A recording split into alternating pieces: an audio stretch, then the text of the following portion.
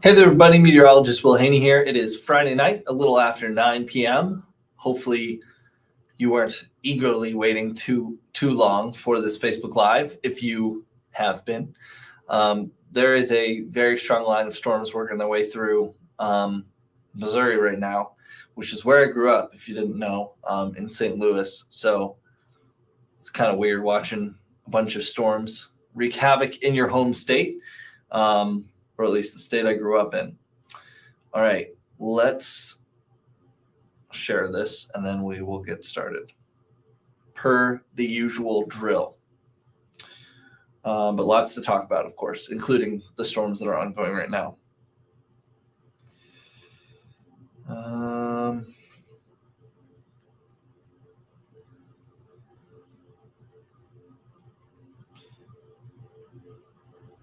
Okay. It is done. Okay. First things first, I want to just highlight this area of storms across Iowa, Missouri especially, all the way down into Arkansas. I'm going to hide the satellite imagery just so we can get a little bit better of a view, or at least attempt to. There we go. So turn off the satellite. All the orange you see there, those are all severe thunderstorm warnings. So virtually every single storm within that line, that's just amazing, isn't it? I mean, look at that thing just kind of wrapping up back towards Nebraska. Just has that classic like arc shape to it. So this is a occluding low pressure system. There's an upper level low supporting all this. That's what brought the surge of warmth. And there's a bit of a dry line interaction going on. It's kind of leading to this big arcing line of storms. That's just crazy. I can see that thing just curling back in. So just really quick, in case you know anybody, or in case anyone tunes in from any of these areas. So this is Cedar Rapids, Iowa, Waterloo, Iowa, seeing some strong storms lifting in. So again, all of these orange boxes down into Quincy, all those orange boxes of severe thunderstorm warnings. The only tornado warning right now is near Rolla, Missouri, and this was a confirmed tornado. I was reading local fire department confirmed a tornado on the ground in Rolla, which Rolla isn't like a huge town, but it's also not a tiny town, so that's not great. So I'm certainly thinking of Rolla, Missouri tonight. Rolla is where Missouri S&T, Missouri Science and Technology, is based. Again, not like a huge town, but also we're not talking like just a couple thousand people. Like there's a good amount of folks that live in Rolla. So I'm hoping that's not like a major tornado into the light of day. All of the yellow, by the way, is a tornado watch.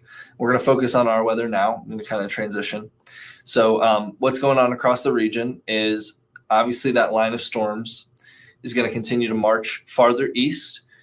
One thing to note is we do not have a severe thunderstorm or tornado watch in effect. Chicago is under a severe thunderstorm watch. So that area of pink is a severe thunderstorm watch. If I were to kind of draw on here a little bit, going as quickly as I can. So the pink on here is a severe thunderstorm watch.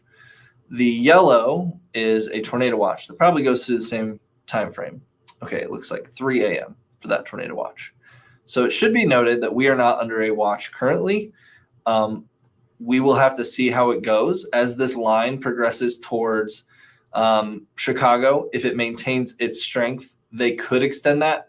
Right now, I don't think that's very likely, given the risk that we are under for tonight. That's probably it for the watch, is my guess. I don't expect the Storm Prediction Center to issue or extend that watch.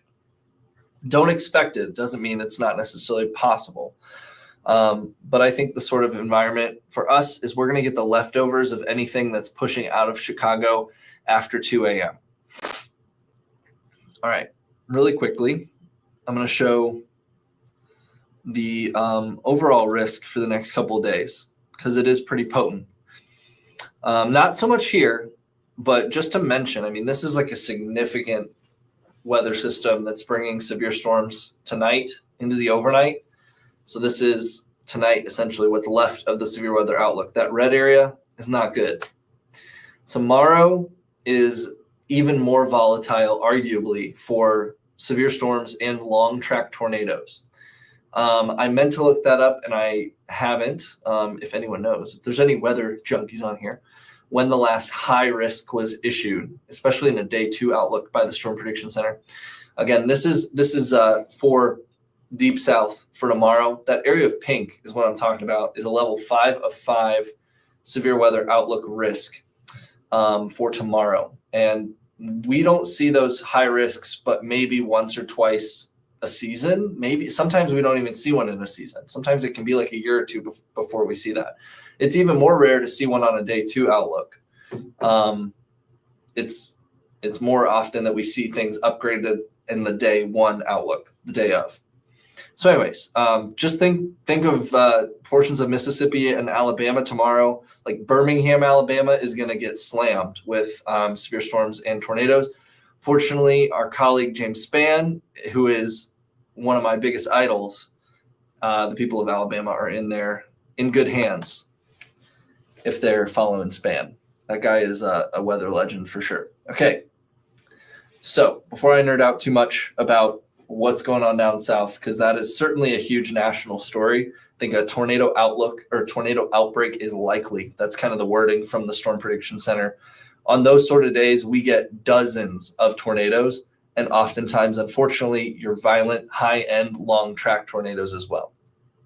For us here in West Michigan, we are not looking all that likely to see tornadoes. This is mainly wind.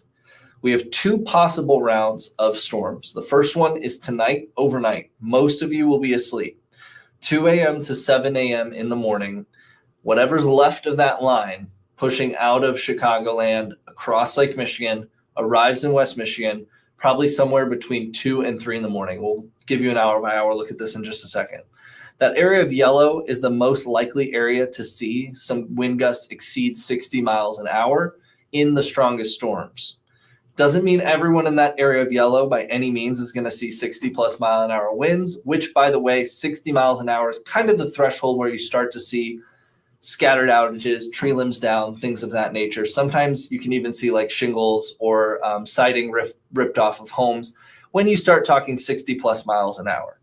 I have seen even in manufactured homes, especially if they're older, sometimes roofs can come off in like 60, 65 mile an hour wind gusts. And that's absent of a tornado, just straight wind gust. The other round will happen tomorrow afternoon and evening. Now that one's a little less certain. This afternoon batch, I think, is most likely, especially in Calhoun, Branch counties, and into Eaton County. If we see it, it's primarily, I think, east of Kalamazoo. I wouldn't be shocked if we see this green area for a very isolated threat of severe storms brought in a little bit, but we'll just have to see. We'll get an update early tomorrow morning. But you can see, tonight is a risk category 2 of 5 for some, whereas tomorrow afternoon / evening is just a risk category 1 of 5. So lower end threat for tomorrow, gusty winds are the main concern. All right, so let's take a look at that line as it approaches, and then kind of an hour by hour look at it locally. Really quickly, I'll skim through some comments. Yeah, Jesse, no tornadoes in Vicksburg, no tornadoes in Kalamazoo. I like the no tornadoes mojo you guys got going on. I appreciate that. I don't want any tornadoes either. And I don't really expect them, but sometimes you can get just fluky little spin-ups in these sort of environments. I don't really necessarily see it for us. I think it's much more likely to our west and southwest. I think these storms will, my guess is that we're going to have a few severe thunderstorm warnings as this line moves in, but not necessarily tornado warnings. But we'll just have to see how it plays out.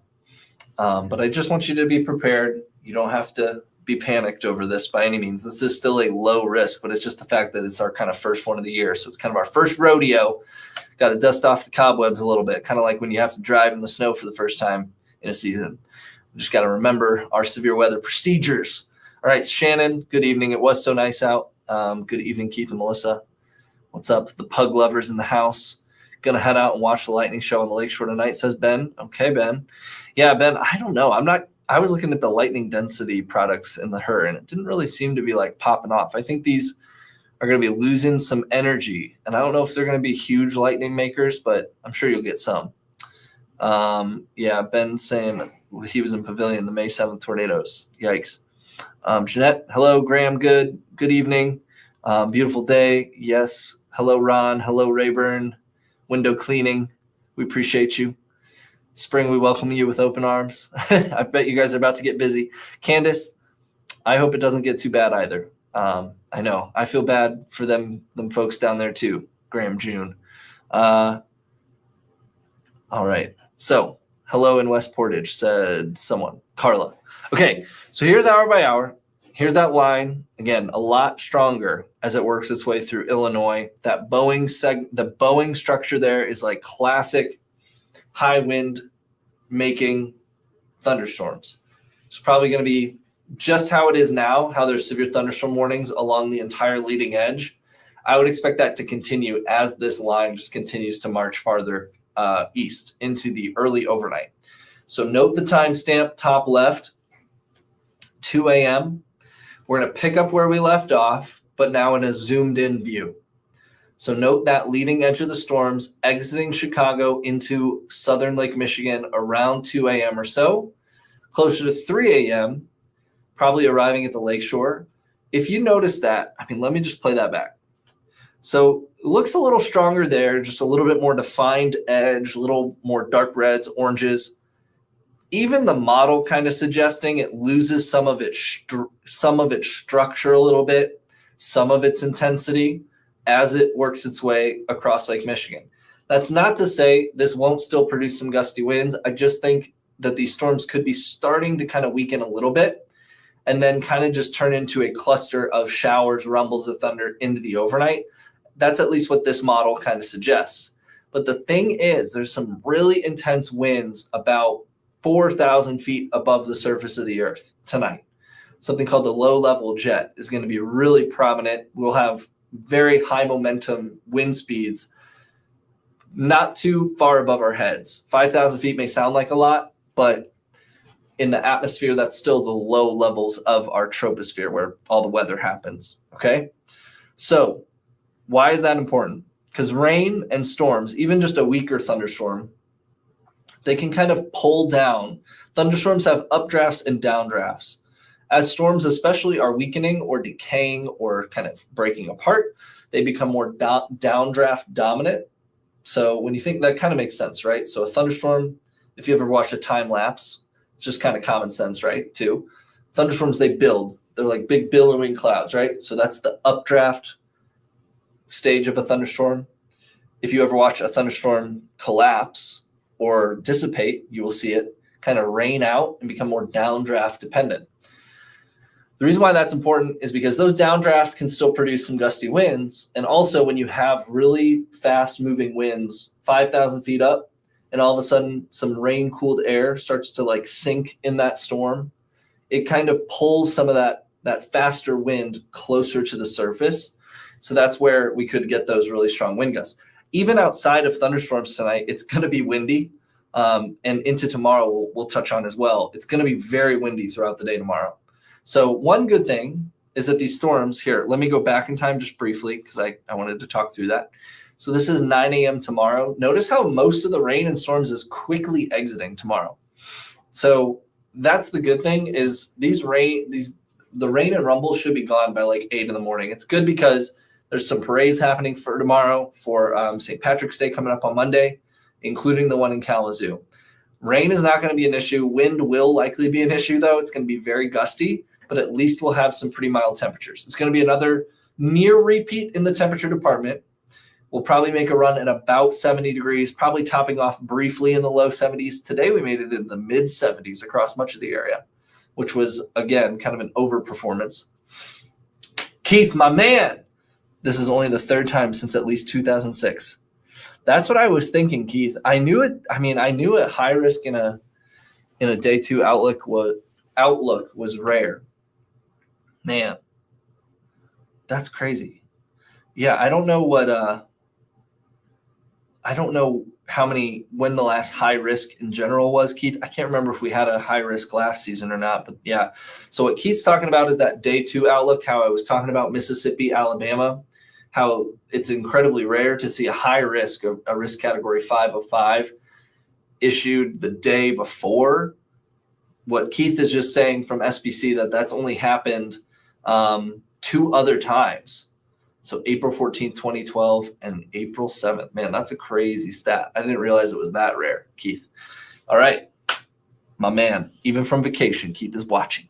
Keith is always watching. All right, so about 3-4 tomorrow afternoon, we're also going to have to watch for that secondary round I was talking about. But as you can see here, it's kind of targeting a different part of the viewing area, mainly southeast of Kalamazoo.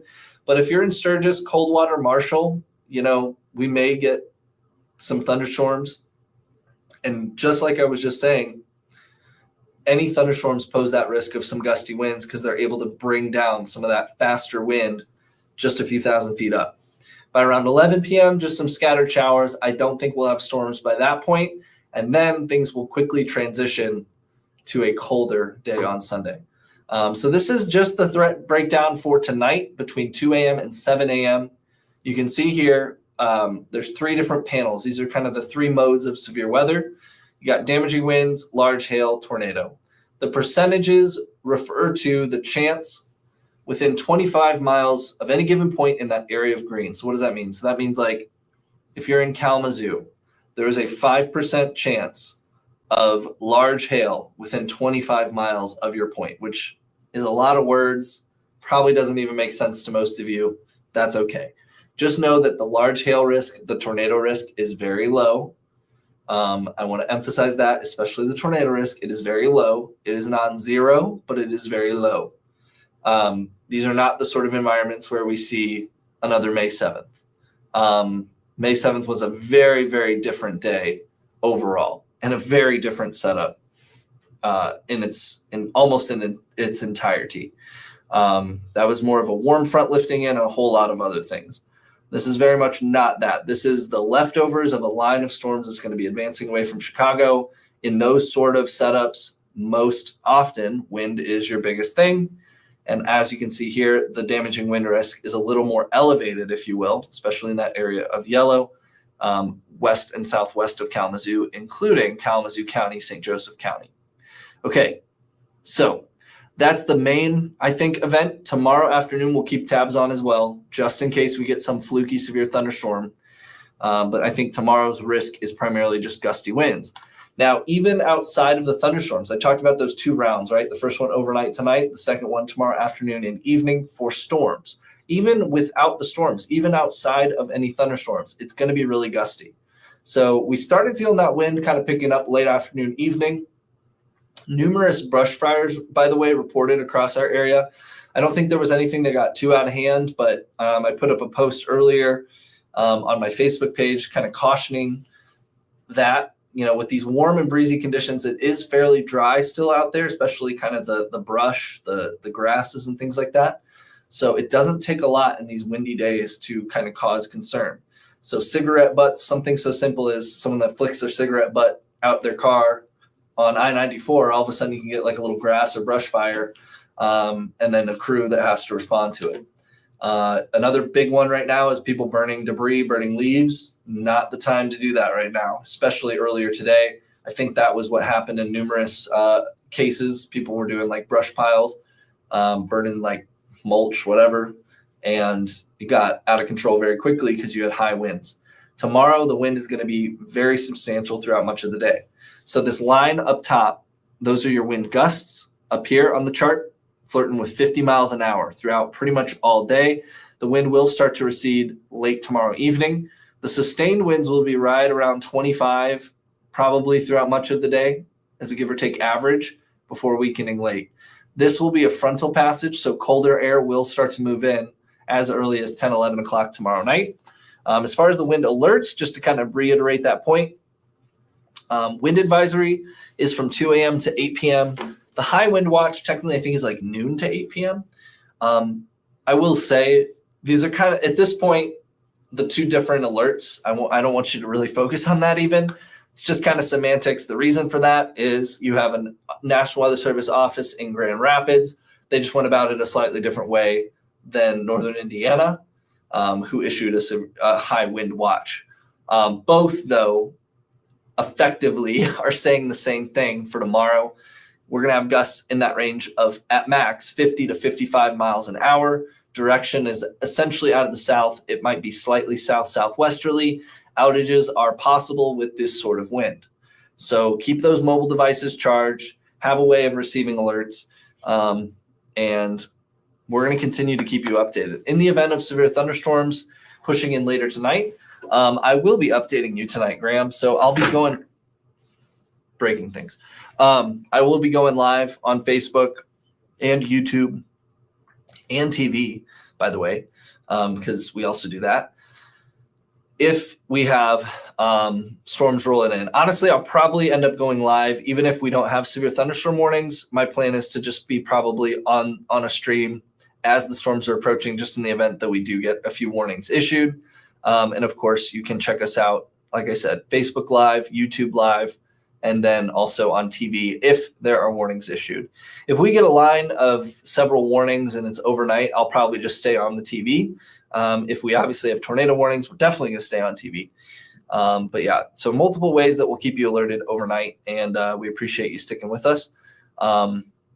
This is kind of a look ahead to Sunday, by the way, mainly is the point of this graphic. So Saturday night into Sunday, we'll drop about 30 degrees, and it's going to be a different feel on Sunday. It'll be a little bit of a wake-up call after this little teaser of almost summer. 70 still, though, tomorrow. It'll be really windy, but at least warm, very spring-like. And even with that rain in the morning, it's not going to be a ton of rain. We'll get some brief downpours, but it's probably upwards of maybe 1/4 of an inch at best. So while things will be a little damp in the morning, I still would honestly encourage you to limit any burning outside tomorrow just with the wind. Like, just don't chance it because it's going to be way too windy. Honestly, if you haven't done so, like if you have any decorations on your porch, or I was joking around earlier on TV, if you have a 3-year-old like me that got out some of their lawn toys the last couple of days with the warmth, make sure those are all brought into the shed, into the garage, because those might end up 3 yards over by the end of the day tomorrow. So just some word of advice. Sarah, Jessica, I'm blocking Sarah Jessica. I love the bots. It gives me so much satisfaction blocking the bots. Block user. Will you be my friend? Please send me a message. I would love to be your friend. Don't respond to people like that, by the way. Tammy, hi and pawpaw. WWMT, Keith Thompson, how you doing?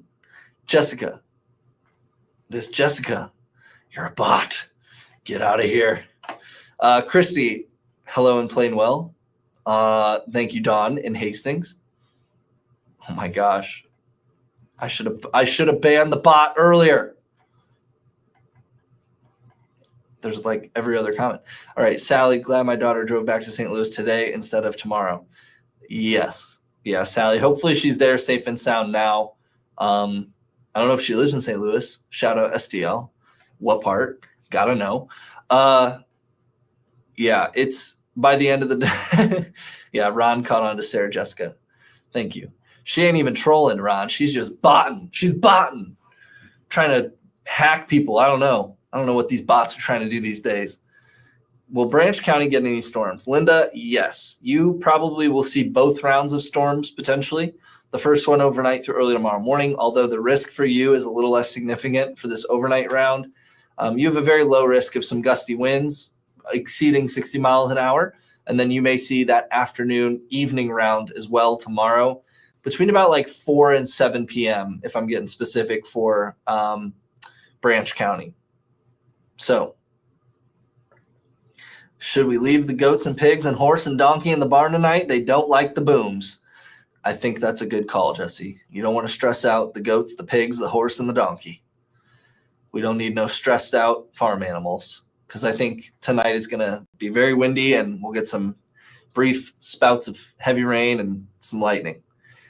Dawn, I do think we'll see high winds ramping up tonight. Even outside of thunderstorms, it's going to be windy. I think the gusts will really peak throughout the morning and early afternoon tomorrow, though. That's where we're going to have off and on periods where the gusts could be getting over 50 miles an hour. Manistee, beautiful hot sunny day, high 76. Sounds lovely, John. We are not officially in spring for another Checks watch, 7 days. I think it's March 20th this year. Sounds right. It's either March 20th or March 21st. So it is weird. Technically, we are in winter still. It is not even spring yet for 7 more days.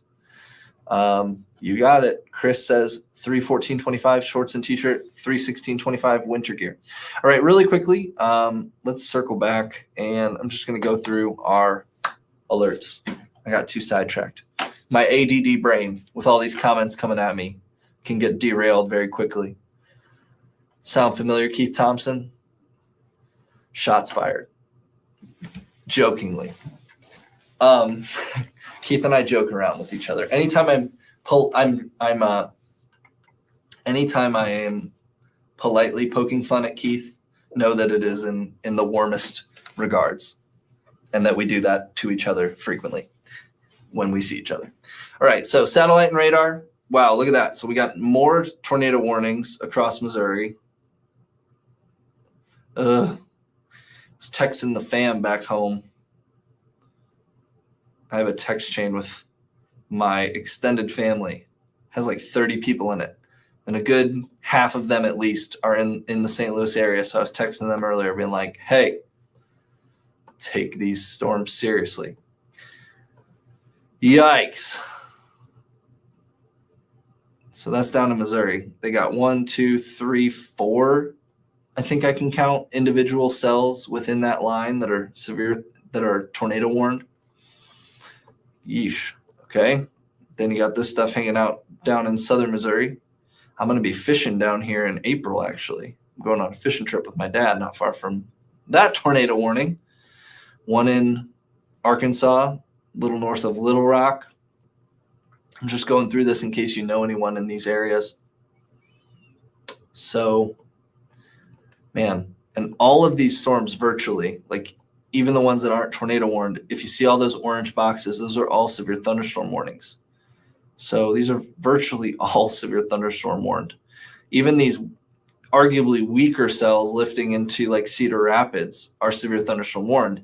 And that's, I think, telling of the fact, like I was saying earlier, is you have this really high intensity wind speed just a few thousand feet up.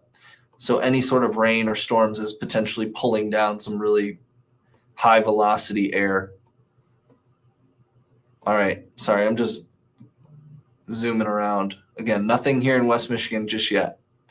And we are not under a watch. And like I was saying towards the beginning, I think it's pretty unlikely. My opinion is that it's unlikely we get put under a watch later. I think that will probably do it for the watches that you can see off to our west. So Chicago, severe thunderstorm watch until 2 a.m. Champaign, Illinois, portions of western Indiana, kind of the far west outskirts of the Indianapolis area, under a tornado watch, that yellow area, until 3 a.m. So I don't think it's likely we'll see that extended. It's not impossible, like I said, but I think we'll see whatever is left of these storms as they're pushing out of Chicago. These cells down here are what is kind of on a trajectory to continue through Peoria, up into Chicago, and eventually our neck of the woods. So those are the ones I'll be watching pretty closely. Those are starting to look a little bit more organized as well, which is not great. Organized meaning just a little bit more supercell-esque. Supercells are rotating thunderstorms. I got to turn off this lightning. Hold on. Yeah, I could just look at a lot of this stuff for a long time. And I know this isn't necessarily relevant to us right now, but man, yeah, that's getting close. I'm sure they are wall to wall in St. Louis right now covering all this. So anyways, I digress. Very active to our south. For us, not quite. The window of opportunity. Let me find this one graphic. Let's see. Our window of opportunity Also, thank you, Candace. 20th of spring. Hold on. Water break. All right, so tonight's storm outlook for us, 2 a.m. to 7 a.m. Scattered severe storms possible with gusts 60 plus miles an hour. The main concern, there's a low chance hail, 1 inch or so, and then a very low spin up tornado risk as well. Periods of heavy rain, although the rain won't be too torrential. In fact, there's even a threat tonight of something called the dry microburst. Without getting into it too much, basically there's some dry air potentially in the lowest few thousand feet of the atmosphere. So you can sometimes get kind of these pockets of dry, cool air that kind of surge out from the thunderstorm down towards the ground. Somewhat similar, you might have heard from a wet microburst. That one, though, is caused by like torrential rain and rain-cooled air. A dry microburst doesn't necessarily always even have rain. Sometimes you can get a pocket of like cool, dry air that just goes away from the storm, kind of like outflow. So the National Weather Service in Grand Rapids was alluding to that fact, and I was seeing that in some of the weather data I was looking at as well. Something called, an inverted V sounding, which I'm not going to get into, but something that we look for as forecasters for that very reason. All right, so that's the main event. And then after, again, tonight, we'll watch for a few storms tomorrow afternoon, but the threat there, I think, is even lower, and mainly a wind risk. I'll pop the 7-day really quick. Don't forget, the TV is a thing. So tonight at 10 on the ARC, I'll have the forecast, and then 11 on News Channel 3. You can also stream us online and on various apps as well. The Sunday setup looks kind of gross. Little rain snow mix. How does that sound after the next couple days, or after today and tomorrow, in the 70s? Monday, though, some improvement. It'll be windy, I think, the next several days.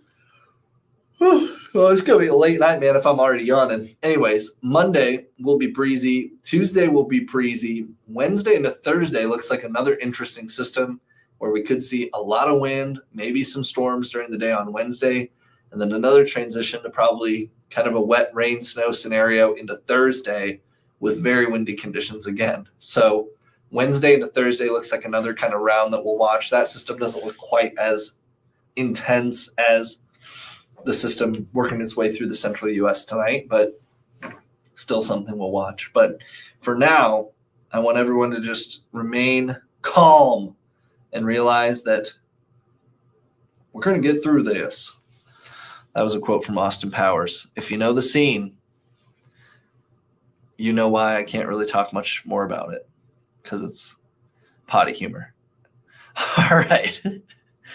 Shout out to all my Austin Powers fans. All right, really quickly. I've said that, I think, a few times. Let me find it. I'm trying to find a graphic. Hold on. I just want to go over one thing, if I can find it.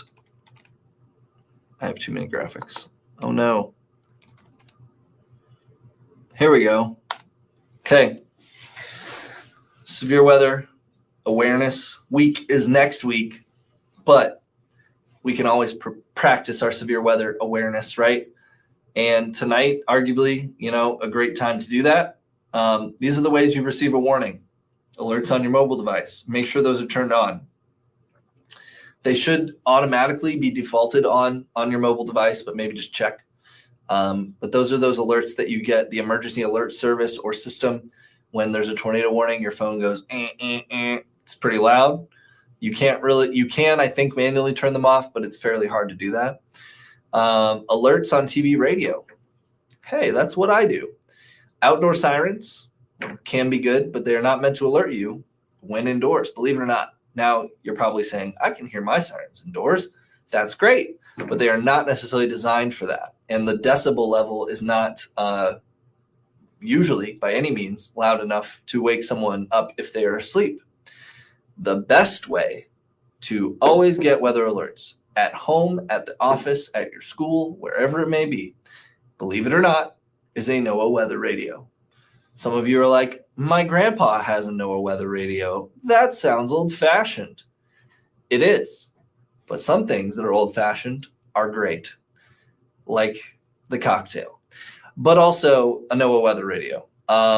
They're very important tools, and they are very reliable. They also are like the first chain of command when it comes to when a warning is issued.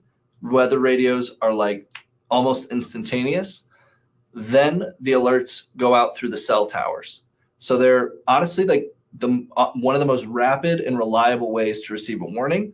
The other reason why I preach these all the time, which is incredibly relevant tonight, is because they will wake you up.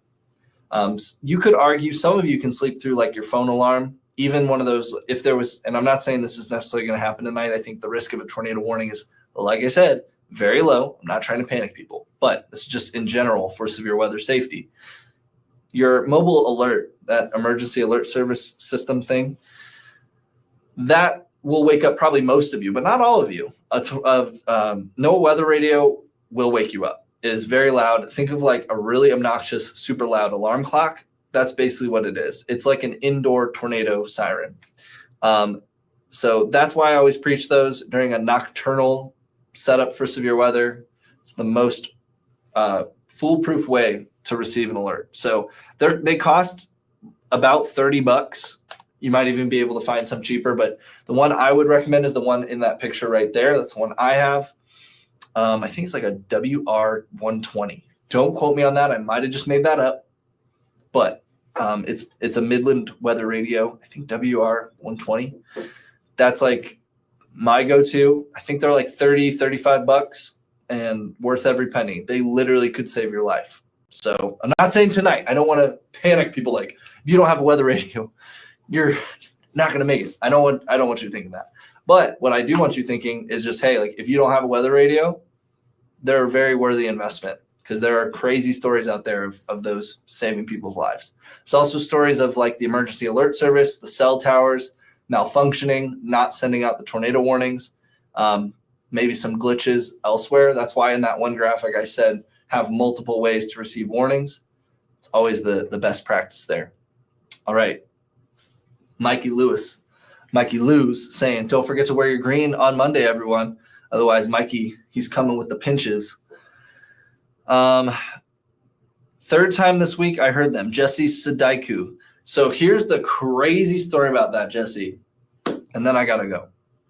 So no joke, Jesse, I called that in today in Vicksburg. I don't know if I was the only one, but I rolled up today. It was so weird. So I posted about the wildfire / brush fire risk today. And it was like right on my way out the house. I was going to play disc golf, which if you didn't know is my pastime if I have free time, which is rare. But anyways, I went to Vicksburg Recreation Area, which is a very phenomenal disc golf course, one of my favorites. And I roll up on hole 1 and there's like a noticeable smoke in the air.